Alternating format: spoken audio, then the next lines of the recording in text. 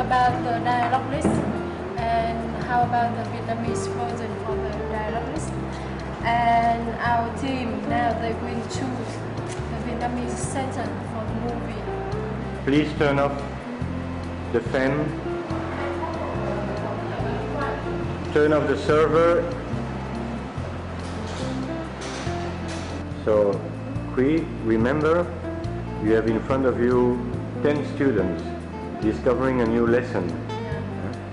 So, are you ready to read your sentence? I'm ready.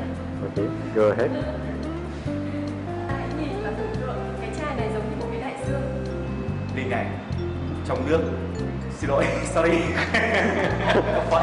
forget.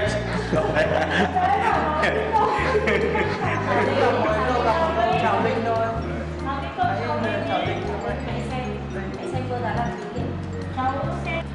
Có nghĩa là chị hãy tưởng tượng chị làm giáo viên và có 10 học sinh ở dưới, và khi mà chúng ta nói thì các từ của chúng ta phải rõ ràng để cho học sinh nó có thể nắm được các từ và nó nghe rõ.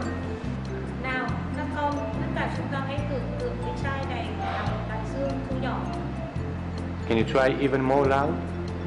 One more time. Where do you go?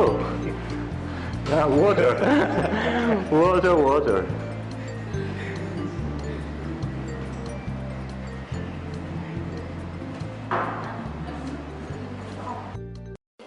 Please repeat the last sentence as a question.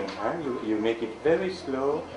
Teacher, what is water pollution? Nhìn thấy ạ. Con thưa cô, con nghĩ nguồn nước bị ô nhiễm có thể nhìn thấy và có thể không. Con thưa cô, cái gì làm cho nguồn nước bị ô nhiễm ạ? Chúng ta sẽ không nhìn thấy dầu, đúng không? Chúng ta không nhìn thấy dầu. Nhưng mà phải thấy. Don't forget, you are a man about 55 years old. Yes. A lot of experience in your life. Very slowly and You are friendly. You have a lot Strong of man experience. And you are a good teacher too. yeah. Linh, bác đến đây. Cháu hãy nhìn và tưởng tượng chai nước này là một đại dương.